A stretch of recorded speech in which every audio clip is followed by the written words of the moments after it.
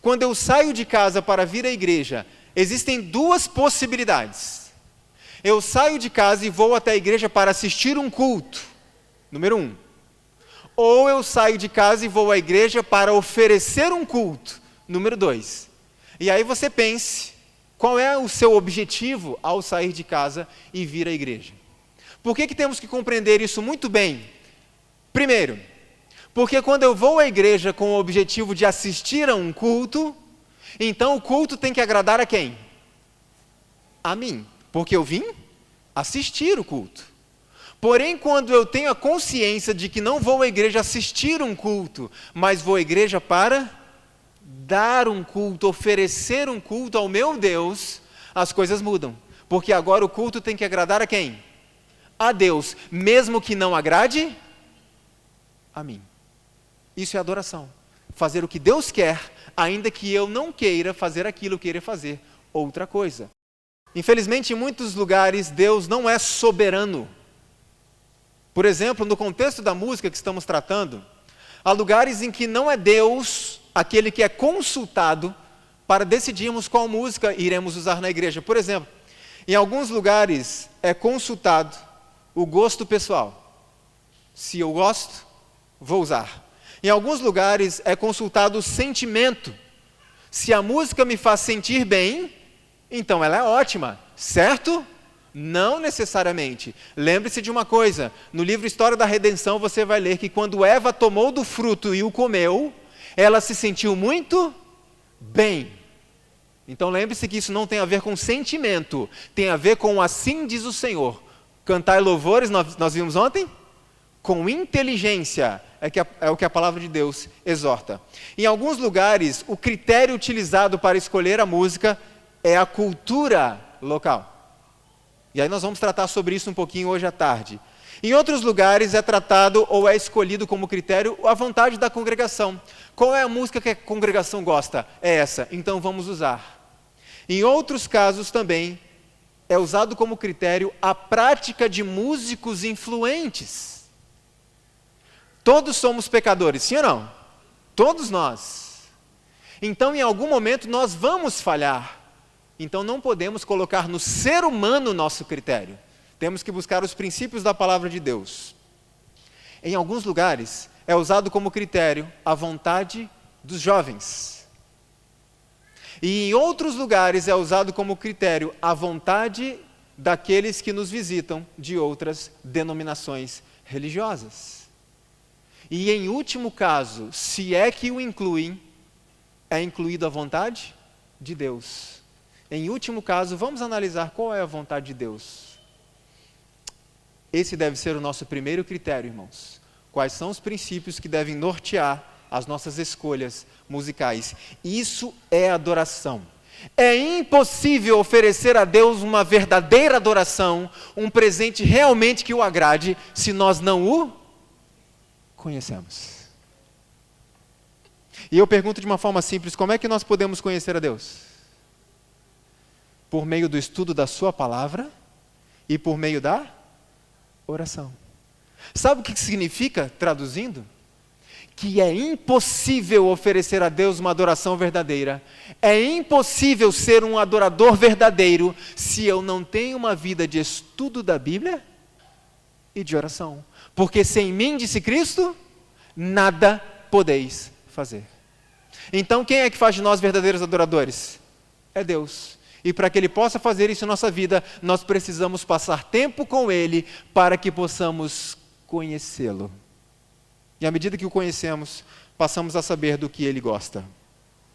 O que é sinceridade? Sinceridade é quando uma pessoa oferece a Deus algo que não é da vontade de Deus, algo que não é do gosto de Deus, mas aquela pessoa oferece aquilo porque é aquilo que ela pôde conhecer. É aquilo que ela sabe. E ela não tem condição até o momento de saber mais, porque tem pessoas que não sabem porque não querem, aí é outro caso. Mas estas pessoas oferecem a Deus a sua adoração, oferecem a Deus de repente uma forma de música que não é a música que agrada ao Senhor. Mas Deus aceita aquilo como um presente, mesmo que não seja do seu gosto. Porque Deus aceita a sinceridade do coração de uma pessoa que não tem luz, conhecimento. Eu pergunto, Caim tinha conhecimento? Tinha. Então lembre-se disso. Quando Deus revela a sua vontade, filho, eu quero isto. Fazer o contrário disso, fazer diferente disso, não é sinceridade, é rebelião. Veja que interessante esse texto. Satanás bem sabe que todos quantos ele levar a negligenciar a oração e o exame das Escrituras serão vencidos pelos seus ataques. Outro texto importante no mesmo contexto é este: não negligencieis a oração particular, pois é a alma da religião. O que é a alma? Em outras palavras, é a vida. Então veja como isso é importante. Vou repetir algo que eu disse ontem à noite. Por mais que eu tenha me graduado em música na melhor universidade do mundo, por mais experiência que eu tenha na área de música, por mais conhecimento técnico que eu tenha na área de música, se eu não tenho essa relação, essa comunhão diária com o Senhor por meio do estudo da Bíblia, da oração e da submissão, eu não estou habilitado a discernir qual é a música que agrada a Deus, porque eu não o conheço. E sem mim, disse Jesus, você não pode fazer nada. Por melhor que seja a escola de música onde você estudou, sem mim, você não pode fazer nada. Principalmente discernir qual é a música que agrada ao Senhor.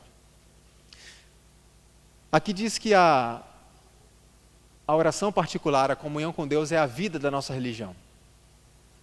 Então lembre-se de uma coisa, irmãos, dentro desse contexto musical, e lembre-se que eu sou músico. Então eu poderia estar fazendo uma propaganda para a minha área, para o meu grupo. Não, eu estou aqui para trazer a palavra de Deus.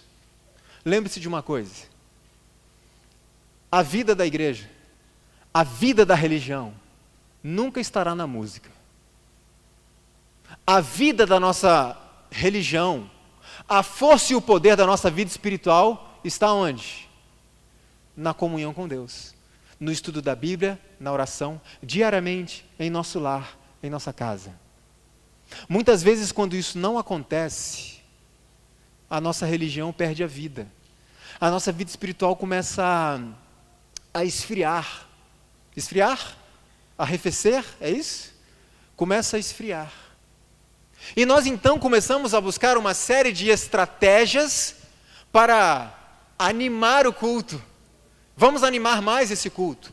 E muitas vezes usamos certas estruturas musicais para trazer de volta o ânimo que foi perdido, e nós muitas vezes esquecemos que não é o culto que está deficiente, não é o culto que está morto, como muitas pessoas podem dizer.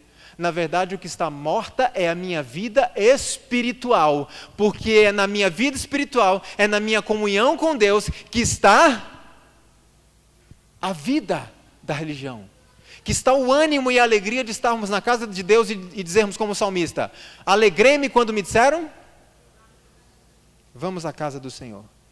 As formas, cerimônias e realizações musicais não são a força da igreja. Qual é a força da igreja? Este livro, lido, entronizado no coração e exteriorizado por meio de ações práticas no nosso dia a dia. É aqui que está a força da igreja adventista do sétimo dia. Neste livro e nos joelhos dobrados em oração particular. Você e Deus. Interessante observar o que nos é orientado no nosso manual. E o nosso manual é para o mundo inteiro. Veja o que diz ali, na página 147. Se deixarmos de ser o povo do livro, estaremos perdidos e nossa missão terá falhado. Então lembre-se sempre disso. Aqui em Portugal nem tanto, mas no Brasil a música é muito forte para nós. Muito forte. Muito importante. Mas nós não somos o povo da música. E não podemos ser conhecidos como o povo da música. Nós somos o povo da Bíblia. Enquanto uma crise sem precedentes e de consequências eternas está se aproximando rapidamente, não podemos permanecer distraídos. Foi profetizado um grande reavivamento, um verdadeiro reavivamento para este povo, sim ou não? Mas antes de chegar, foi profetizado também um falso reavivamento. E isso já está acontecendo por aí há muitos anos. Significa que o verdadeiro está perto de acontecer. E eu quero participar dele. E eu quero que vocês participem também. Um juízo está sendo levado a efeito no céu. Tal qual no tempo de Israel, é um momento de contrição, de exame do coração, de resgatarmos as nossas vigílias de oração, de estudo da Bíblia, de exame das Escrituras. Estamos no fim do conflito. Irmãos, vamos enfrentar um período tão difícil que nem o próprio Daniel conheceu. Um tempo qual nunca houve exige que tipo de preparação? E quando eu olho para Daniel, eu penso, Senhor, tem misericórdia de mim. Para eu me tornar como Daniel, ainda falta muito. Agora imagine para eu me tornar como Jesus. Agora isso pode acontecer? O Espírito Santo pode me transformar de tal forma que eu me pareça com Jesus? Ele pode, e eu confio nisso. É fé, puramente fé. Porque olhando para nós, não tem nenhuma condição nem de ser como Paulo, nem de ser como Daniel, nem de ser como Estevão. Mas olhando para Cristo, podemos. Porque Ele fará a obra em nós, se nós permitirmos, se nós nos submetermos a Ele. Senhor, o que queres que eu faça? Filho, eu quero que você faça isso e que você evite isso. Senhor, não compreendo o porquê. Na verdade, eu nem gosto muito destas coisas. Mas se o Senhor quer assim, eu vou fazer. Esse é o verdadeiro adorador.